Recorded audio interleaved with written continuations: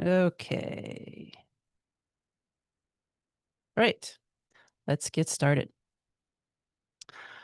Once upon when you took a road trip, the first thing you do when you got home was wash the car. The entire front of the car would be covered in bugs. Well, those days are over. Insects are disappearing. One famous study states that in 40 years' time, invertebrate populations fell by 45% worldwide. We need insects. Insects pollinate around maybe 80% of the world's flowering plants, including many of our food crops. Insects themselves serve as food for countless other creatures. Insects help break down wastes, recycle nutrients, and enrich the soil.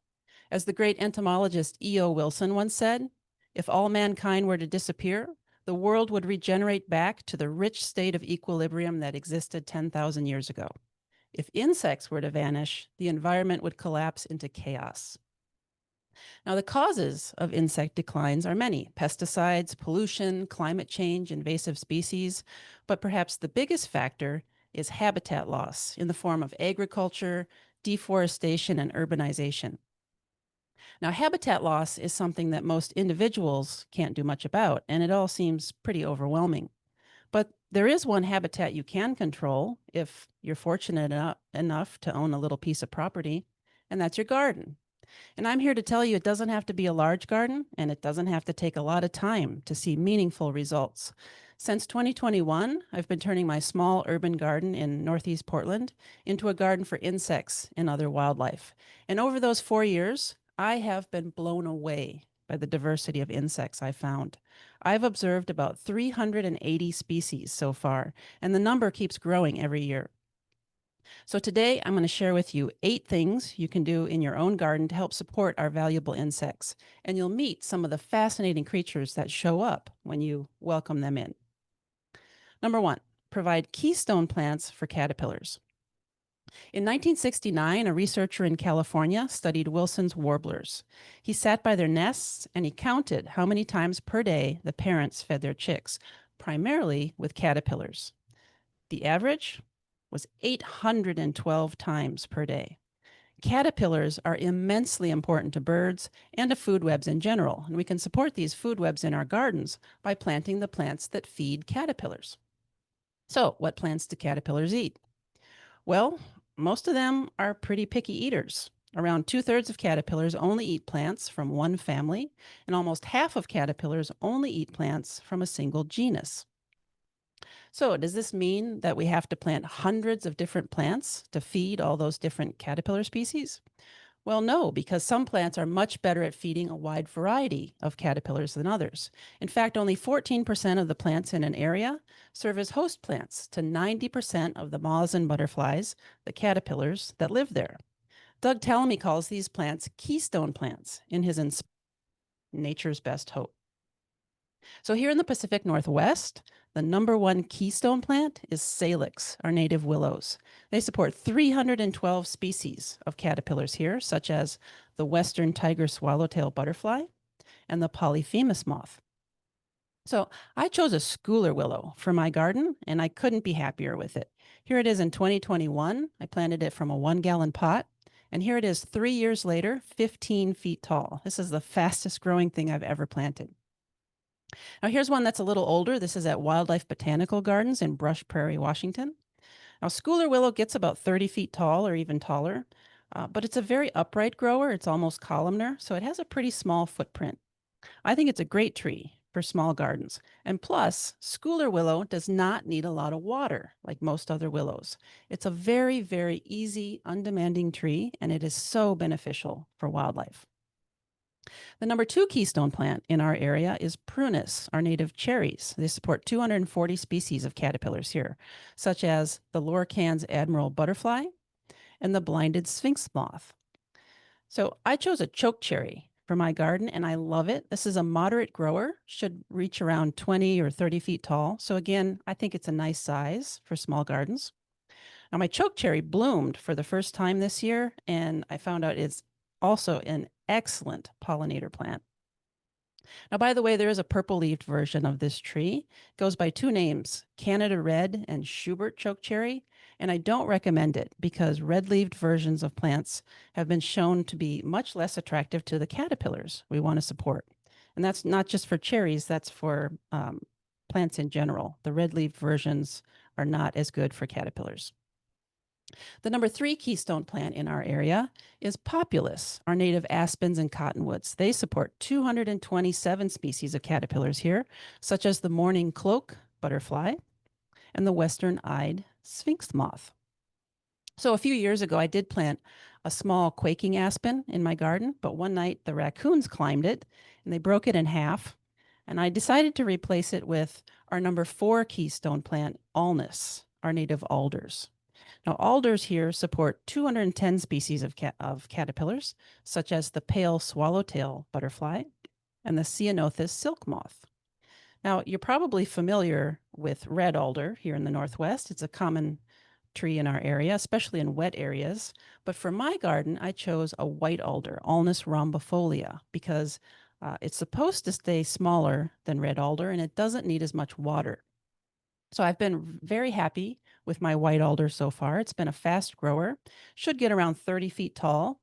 I don't know if you've ever looked up mature sizes of trees, you'll get 15 different answers. So I'm not sure about that, but hopefully it won't get too huge. The leaves every year are lush and healthy looking, unfortunately, because I'm hoping that someday soon they'll be all chewed up by caterpillars. Number 2, don't spray your aphids. Aphids are kind of amazing. Did you know there are at least 760 species of aphid in the Pacific Northwest? They come in all different colors, gold, black, green, cream, red. Some aphid species specialize on certain plants, such as lupins, honeysuckles, cabbage family plants.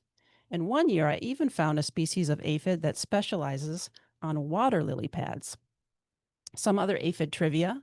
Aphids can give birth to live young. They don't just lay eggs like most insects. They can reproduce without mating. They basically clone themselves. And the babies are born pregnant. That's how they reproduce so fast.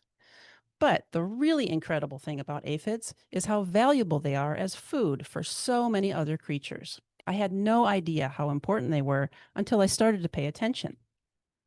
Now, we're all familiar with ladybugs and their appetite for aphids. I've seen 9 species of ladybug in my garden that eat aphids. It's the larvae that do most of the eating, and they look like little alligators. But ladybugs are just the tip of the iceberg. For instance, there's hoverflies. I've seen 16 species of hoverfly in my garden that eat aphids. Now, some of these hoverflies do a pretty good impersonation of a yellow jacket, like the black-margined flowerfly and the western aphid eater. Some have black and white patterns, like the white-bowed smoothwing. Some of them are teeny tiny, but they're really beautiful when you can see them up close, like the forked globetail and the western calligrapher. Now, the adult hoverflies visit flowers. It's the larvae of the flies that actually eat the aphids, and they may look like slugs, albeit pretty slugs, or they may look more like caterpillars. Now, this is another kind of fly. This is a long-legged fly, and with these, it's the adults that eat the aphids. I think these are just gorgeous little creatures. I saw these for the first time last year on my madrone. Lacewings eat aphids. I know the adults eat aphids because I caught this one eating aphids on my pea plants one day. But the larvae of the lacewings eat even more aphids, and they're known as aphid lions because they're such fierce predators. This is a lacewing egg. It's laid on a long stalk, and that's to help keep the babies separated so that when they hatch, they don't eat each other. Soldier beetles eat an incredible amount of aphids. So I have a little cascara tree that got infested with aphids last year, and the soldier beetles went to war on them, and they completely wiped them out. It was pretty amazing. Damselflies eat aphids. These are dragonfly relatives that look like colorful little needles floating around in your garden. You can watch them just hovering around your plants, picking off little insects. There are wasps that lay their eggs inside of aphids, and the larvae develop inside, eventually killing the aphid. Now, by the time the wasp emerges, the aphid's body has become dry and tan and inflated, kind of like a Rice Krispie. At that point, it's called an aphid mummy, and you can find these mummies on your plants right now. There are also wasps that grab aphids and carry them back to their nest in a hollow stem, and they'll lay their eggs on them there. Last summer, I sat by one of my lupins, and I watched one of these wasps hunting. I don't know what species it was, but it was in the group called the square-headed wasps for obvious reasons. So I watched her come back again and again to the same plant, carrying off one aphid at a time. And within a couple of days, she had picked off every one. Now, honestly, I look forward to aphid infestations now because I can't wait to see who comes to the rescue. In all, I've seen 40 different insect species in my garden that target aphids, and I'm sure there are many more. So please don't spray your aphids. All right, number 3, provide pollen plants. So pollen is easy to provide in a garden, right? You just need to plant lots of flowers. Well, planting lots of flowers is a good start, but there's more to it than that, and we can do much better by planting the right kinds of flowers. So first of all, what is pollen? To an insect, pollen is protein. Pollen contains anywhere from 2 to 62% protein. And to put that in perspective, sirloin steak is 26% protein. So here are a few examples. Dandelion pollen is 19% protein. Steak, again, is 26%. Annual sunflowers, 31%. Woods rose, 45%. And tomato pollen is 55% protein. So what insects eat pollen? Well, some beetles eat pollen. Some flies eat pollen. There's a small group of wasps that feed pollen to their offspring, the pollen wasps, but mostly when we think of pollen, we think of bees. So adult female bees will eat some pollen, and they need that protein to help complete the development of their reproductive system.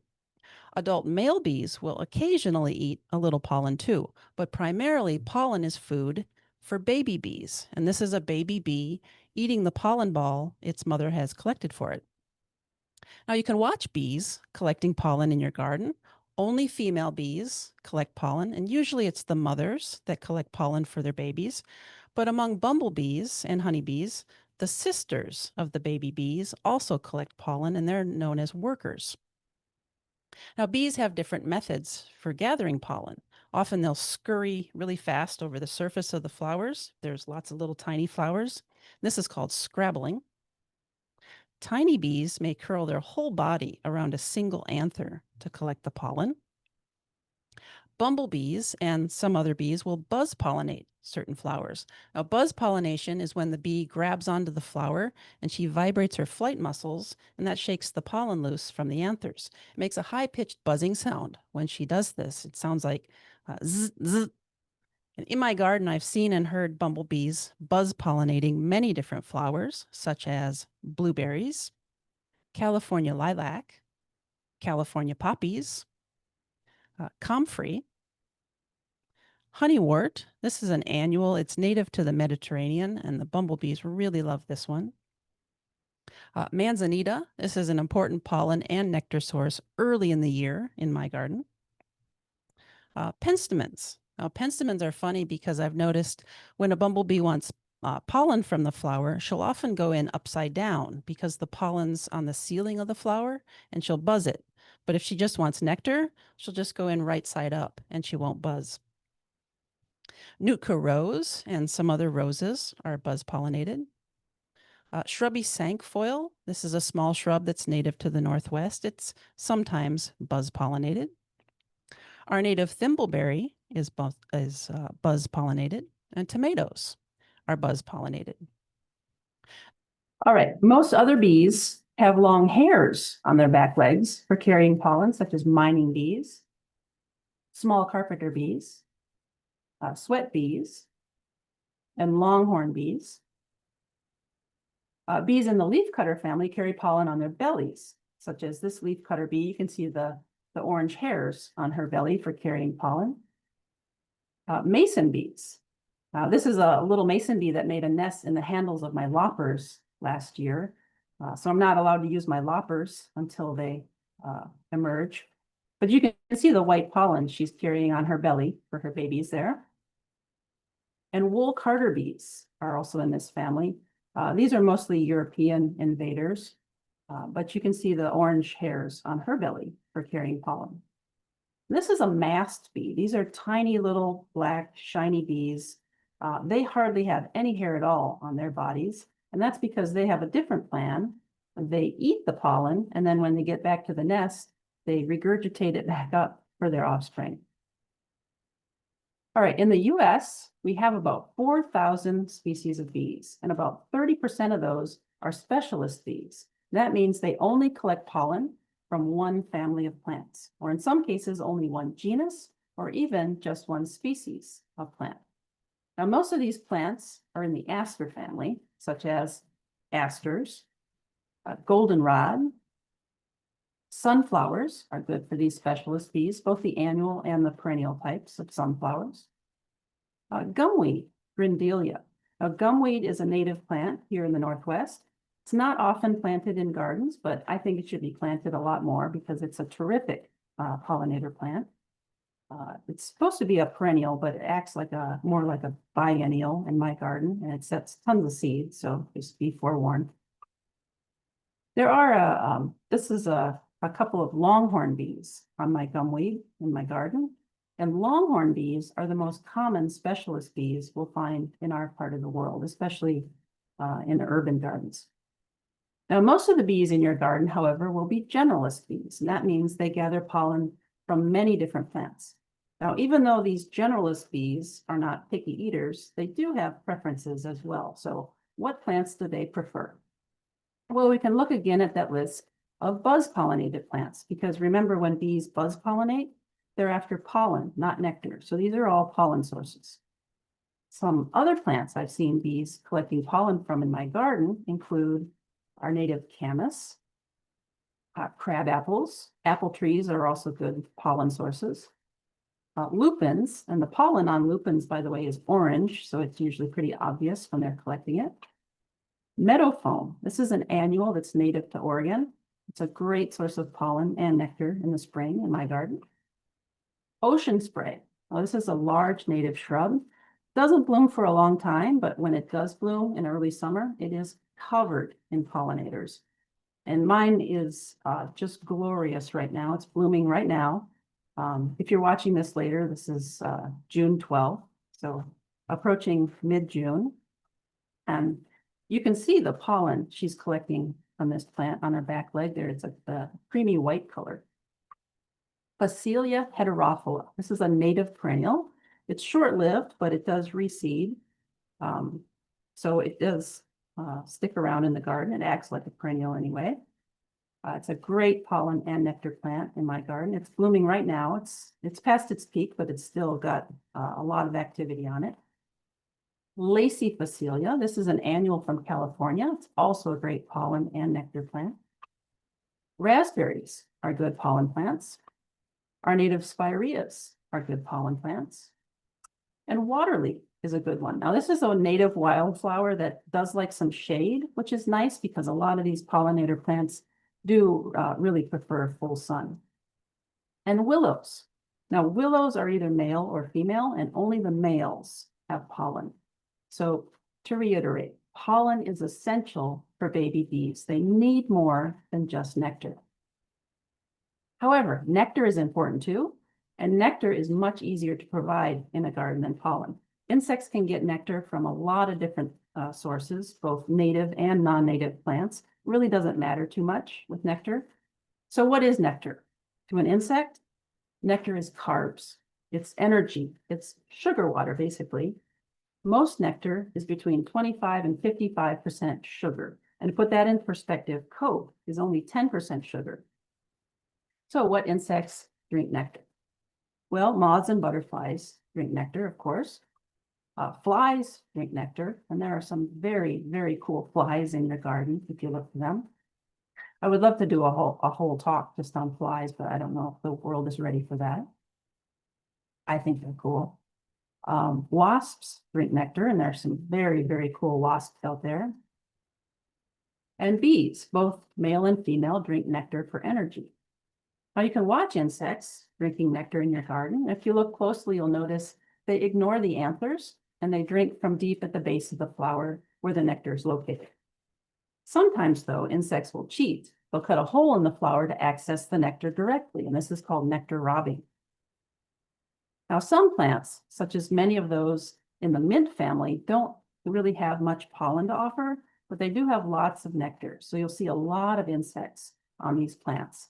Now, these are common garden plants, such as basil, bee balm, calamint, catmint, hummingbird mint, or agastache, lavender, mint, oregano, sage, or salvia, self-heal, and thyme. Now, keep in mind that bees in particular are usually only getting nectar from these plants, not the pollen they need to reproduce. And also it tends to be mostly honeybees that visit these plants. And honeybees are kind of problematic. They're not native and they can compete with our native bees for resources. Also, they can spread diseases to our native bees. So personally in my garden, I consider honeybees to be a nuisance, really.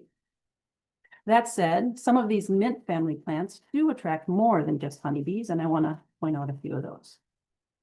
Now, a lot of these plants aren't native. I realize this is the Native Plant Society, but just bear with me. So wild bergamot, Monarda fistulosa. This is a perennial that's native to parts of Idaho and eastward throughout much of the United States. It attracts some interesting bumblebees in my garden. Now, this is a brown belted bumblebee. I only see it a few times a year in my garden. It's much more common further east, but it's fairly rare here. This is a big fuzzy bumblebee. It looks like a big teddy bear, and I just love them. Calamint, lesser calamint. This is a Mediterranean plant with a long, long bloom time in summer and fall. It does attract loads of honeybees, but it also brings in quite a few native bees, such as this small carpenter bee and this yellow-faced bumblebee. Now, this was a huge bumblebee queen that I saw last year on October 1st. Now, usually by that time of year, the bumblebee queens have long since gone into hibernation and you don't see them anymore. But we had a warm spell at that time last year, and I guess she woke up and she was hungry, and I was glad I had something to feed her. And this is a black-tailed bumblebee queen that also woke up that same day, and she hung around my calamint for a couple of days. Self-heal is a nice native ground cover in the mint family. It's also native to Europe, but it's a great ground cover. I like to use it as a filler all over the garden. The flowers are really nice. It's blooming right now in my garden. They're especially attractive to bumblebees for nectar. This is another black-tailed bumblebee. Can you see the bee in this photo? So this is not a bumblebee. This is one of those beautiful green metallic sweat bees. So those are a few mint family plants. Apiaceae is another family of plants that offers primarily nectar to insects. This family includes plants like fennel, dill, carrot, those umbel type flowers. So I just want to point out 3 of these plants that attract a huge diversity of insects in my garden. The first one is masterwort, Astrantia major. This is a European perennial that brings in all kinds of weirdos. Now, this is a gentle, non-aggressive solitary wasp. It's called a carrot wasp because it likes to visit these carrot family flowers. It lays its eggs in the nests of other solitary wasps and bees. Leucospid wasp. This is a funny looking wasp. It's got a big butt and big back legs. I see it regularly on my Astrantia when it blooms in early summer. It's starting to bloom in my garden right now, mid-June. It lays its eggs in the nests of mason bees, which is kind of sad, I guess, if you raise mason bees, but that's just nature. Nature is a big restaurant. The second plant I want to mention in this family is Eryngium, the sea hollies. Now, there are lots of sea hollies. I really like the blue flowered ones from Europe. They're really pretty and they attract lots of insects. Now, this one right here, this is one plant, and I blew up this photo so I could count how many bumblebees were on it, and I counted 18. on this single plant. Now, sea hollies are popular with lots of other insects, such as this great golden digger wasp. Now, this is a big wasp, and I don't know if you've seen them. They look really intimidating, but they're very gentle towards humans. They're only dangerous if you're a grasshopper, because that's what they feed to their offspring. And then the third plant I want to mention in this family is shrubby hare's ear, Baplurum fruticosum. This is an evergreen shrub. It's from the Mediterranean. And when it blooms in the summertime, it is absolutely covered in insects. I like to pull up a chair and I watch this plant like it's TV. This is my Animal Planet channel. This is another scary looking, but it's a very gentle solitary wasp. It's called the elegant grass-carrying wasp. The mothers do carry grass. They carry it into hollow stems to make their nests, and then they shove tree crickets and katydids in there to feed their offspring, lay their eggs on them. And this is a nest that a grass-carrying wasp made in my garden last year in a bamboo stake. This is a bizarre little fly I've seen on my shrubby hare's ear. It's called the feather-legged fly because it's got these feathery chaps on its back legs. It lays its eggs on stink bugs, which is kind of nice. They help to keep the stink bug population under control. And then I also want to mention the aster family again. I know I talked about these plants as important pollen sources for specialist bees, but they also offer nectar to all kinds of bees and other insects.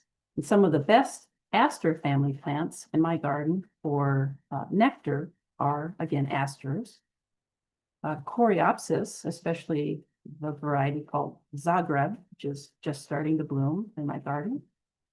Goldenrod, both our native goldenrod and some of the selections from the eastern states, such as this dwarf form golden baby, which I love, fantastic pollinator plant, as well as our native.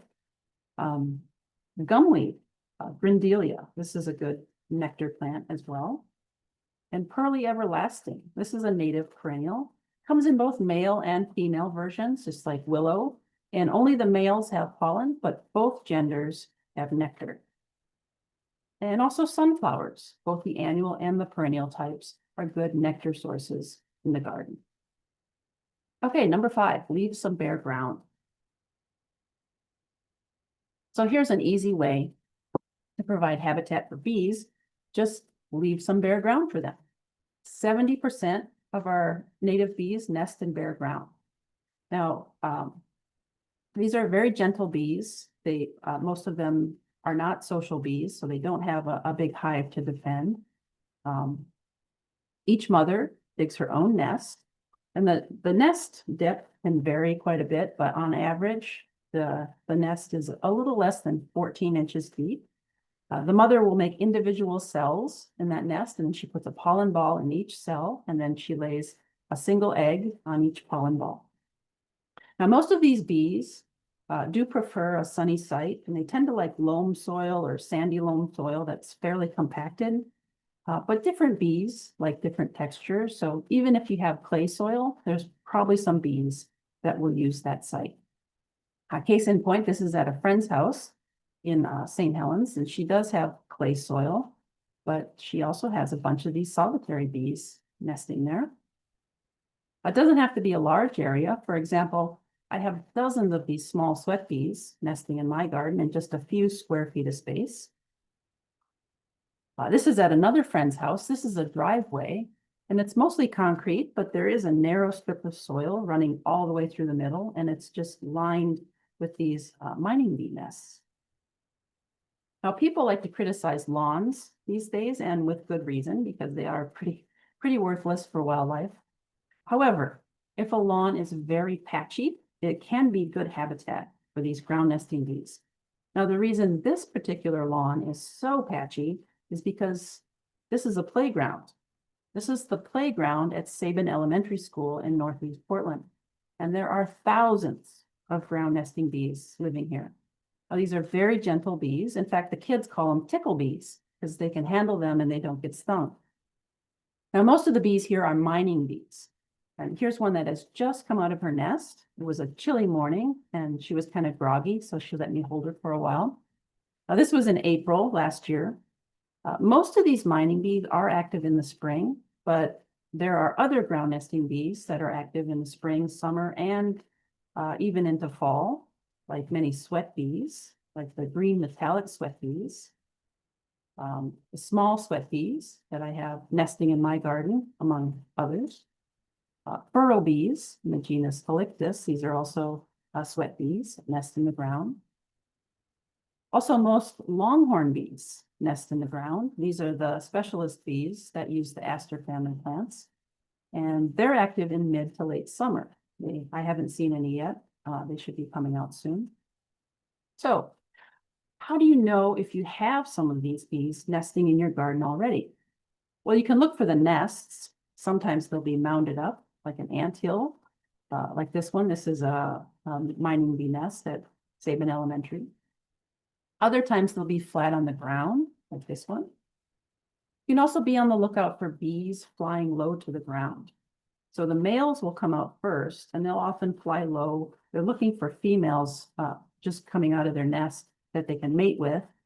And the females will often fly low, especially when they're coming back from a foraging trip and they're searching for their nest entrance, especially if there's a lot of nests in an area. They don't always remember exactly where that nest entrance is, so they'll search around for it. You'll also probably see cuckoo bees in the area if you have ground nesting bees. These are parasitic bees that sneak into other bees' nests and lay their eggs, just like cuckoo birds. These bees often have some red on their bodies, like this nomad bee, which has a lot of red on its body, and this blood bee. This is another cuckoo bee. So 70% of bees nest in the ground. What about the other 30%? Well, they nest in stems or crevices above ground, and we can help them out by providing cut stems for them. So this is a small carpenter bee. You can see how small they are. They look kind of like flying ants. They're black and shiny. They like to nest in pithy perennial stems. And in my garden, I've seen them nest in many different plants, such as agastache or hummingbird mint, asters, especially my Douglas asters, Culver's root, Veronicastrum. This is a perennial that's native to the eastern states, but it also does well here. It's a good pollinator plant. It's also good small carpenter bee habitat. Goldenrod, especially the one called Fireworks. Wild bergamot and other monardas are good for this. Sunflowers, the perennial types with strong, sturdy stems that are going to last for a couple of seasons. And blue vervain. This is a native verbena. It's a good nectar plant, and it's also good small carpenter bee habitat.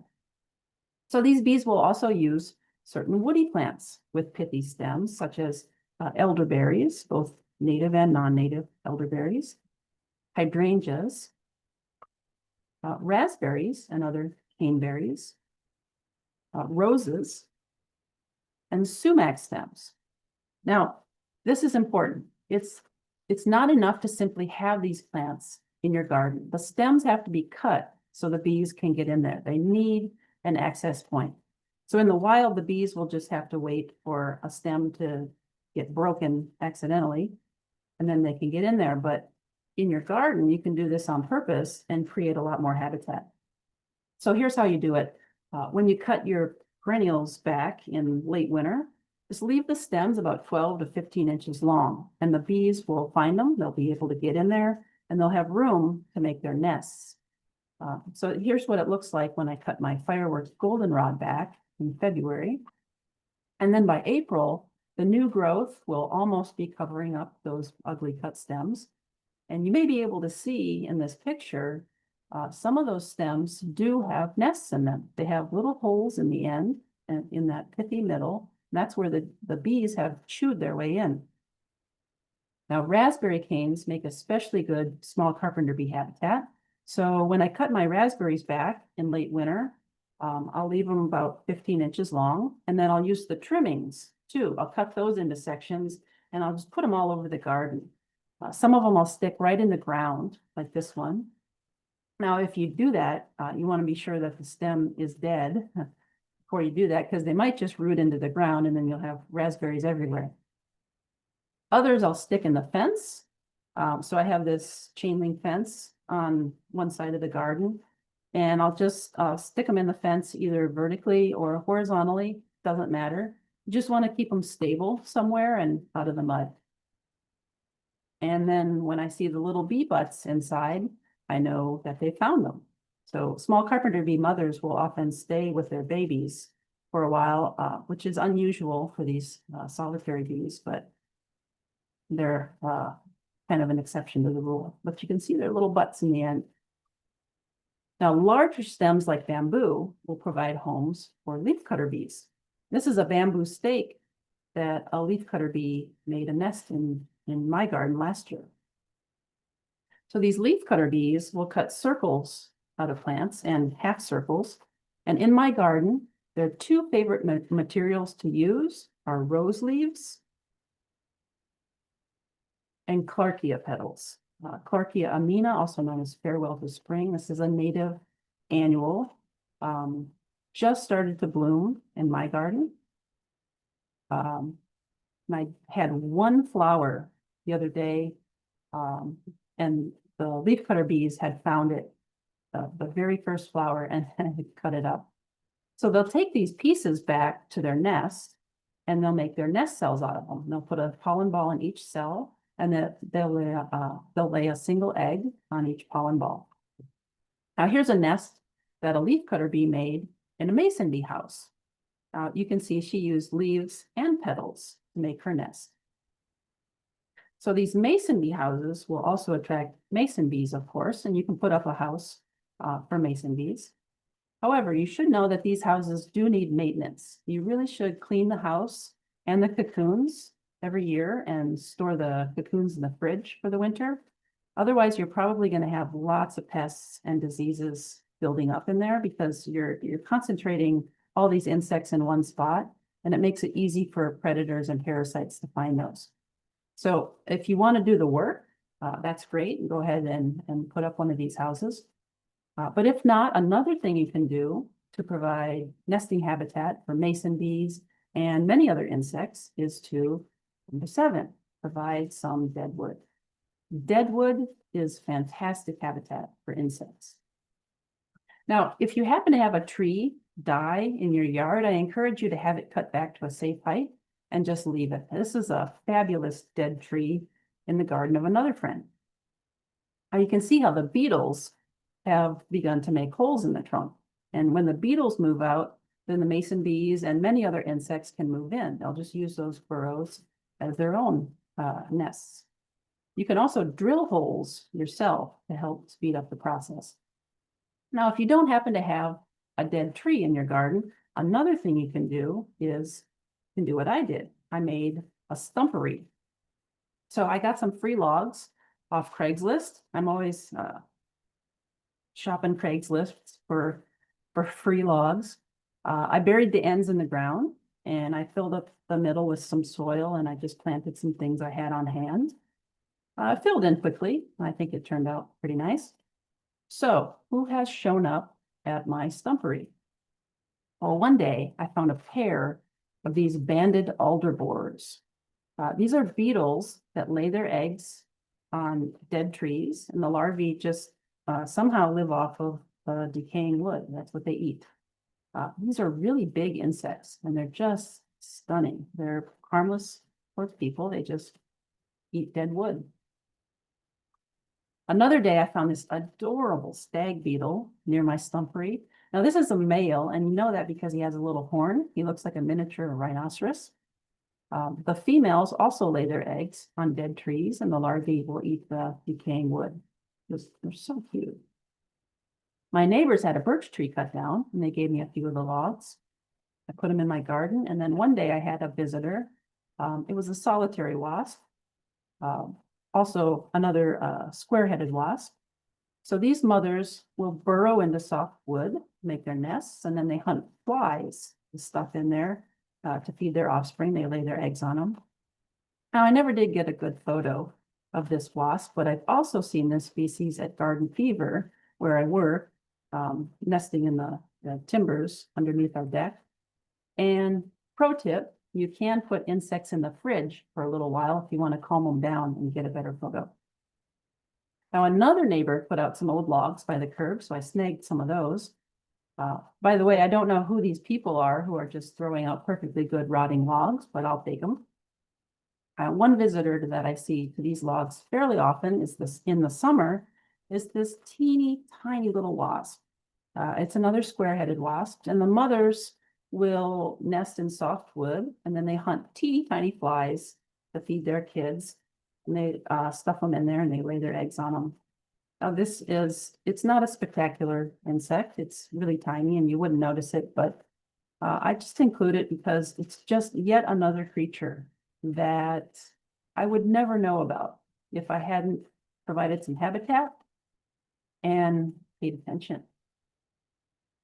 Another visitor to those logs was this bee fly in the genus Anthrax. Now, you've probably heard of the scary bacteria named anthrax. Well, this is a harmless fly. It's unrelated, just happens to have the misfortune of also being named anthrax. The mothers, they're harmless to people, but the mothers will lay their eggs near the nests of other insects. And that's what it looked like she was doing. She was laying eggs. So the lesson here is Deadwood is full of life. Number 8 is the one single addition to any garden that will make the biggest difference in encouraging wildlife. Now that's according to Dave Goulson. He's an English bumblebee researcher. So what is Dave talking about here? It's a pond. So I took Dave's advice in late August of 2021. I dug a hole in my backyard. It was 6 feet long, 4.5 feet wide, and 2 feet deep at the deepest point. I put in a pond liner and I filled it with water. I trimmed off the excess liner and I buried the edges. And then I covered up the edges with rocks and logs. I put in some water plants. I put in a water lily, some native rushes and sedges, some western milfoil, and later some duckweed came in on its own. Here's what the area looked like when we first moved in about 10, 12 years ago. And here's what it looked like a couple of years ago with the pond and a new fence and my schooler willow and some plants. Now I didn't put any fish in my pond because I was hopeful this would become a dragonfly pond, and fish eat baby dragonflies. I was not disappointed. The following summer, I saw this pair of cardinal meadowhawk dragonflies mating by the pond. I don't know if you've seen dragonflies mate, but when they do it, they do it in this strange position. It's called a mating wheel.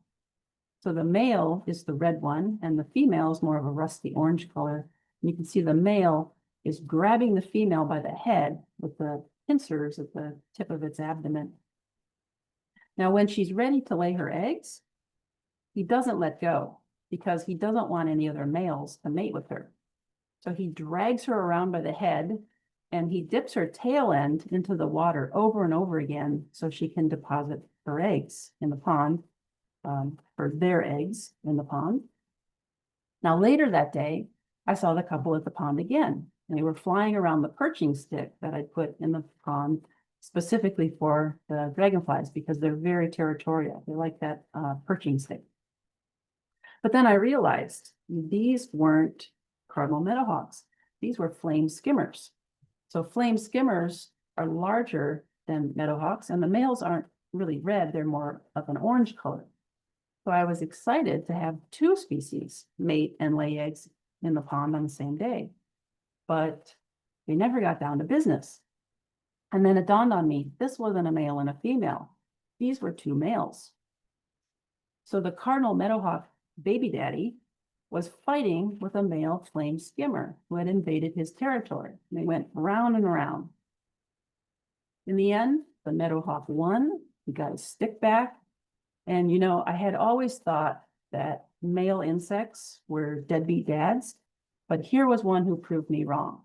He stood guard over his babies long after the mother had left. And in fact, for almost 3 more weeks, he came back every day and he would sit on that stick for hours. A few weeks after the eggs were laid, I started to find these in the pond. This is a baby dragonfly. This is a dragonfly nymph. So the nymphs will live off of small creatures in the pond, especially mosquito larvae. You know, every time I show my pond to somebody new, they always say, but doesn't it attract mosquitoes? And I say, yes, thankfully it does, because mosquitoes are prime food for baby dragonflies.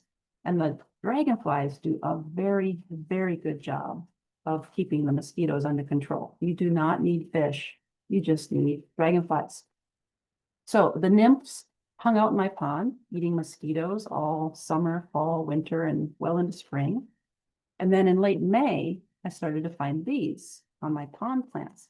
This is an exuvia. It's the shed exoskeleton of a dragonfly nymph.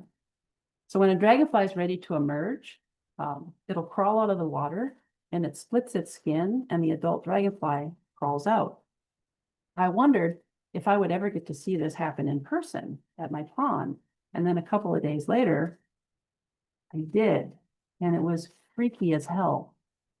So it crawled out of the water, split its skin, its head popped out, and then it did a back bend. And it just stayed in that position for quite a while. Eventually, it crawled all the way out, and it just kind of hunkered down on top of its shed skin. It was small and wrinkled and very, very pale. And eventually, it started to pump fluid through its body, the insect equivalent of blood, to inflate itself up to size. And then very, very gradually, the colors started to appear. I just think it's wild that I get to see this stuff right in my backyard every day. In September, a new character appeared on the scene. It was a shadow darner. Now, this is a large dragonfly. She roared in like a helicopter, and she proceeded to lay eggs on the logs overhanging my pond. I thought that was weird. I wondered if the eggs would actually end up in the pond where they needed to be. But then the following summer, I did find some of her nymphs in the pond, so I guess they made it. Now, I never did get to see any adult shadow darners emerge from the pond because this species does it at night. But a few of them eventually did come out, and they were waiting for me to free them in the morning. So after battling the raccoons many, many times, I realized that I have to put a net over my pond every night. Otherwise, the raccoons will just come in and trash it. They'll tear apart plants and they'll throw rocks in the pond, even if you don't have fish. So I have to put a net over it at night. And yes, it is a hassle, but I think it is totally worth it if it means I can protect these spectacular creatures. And, you know, I have gotten to know so many spectacular creatures in my garden thanks to these practices. Growing keystone plants for caterpillars, leaving the aphids, providing really good pollen plants, providing really good nectar plants, leaving some bare ground, providing cut stems, providing some deadwood, and putting in a pond. These practices have greatly increased biodiversity in my garden, and they've helped connect me to nature in ways that I never anticipated. I never know what I'm going to see when I go out to the garden now. It's like a safari in my own backyard every day. And now I can't imagine gardening any other way. Thank you.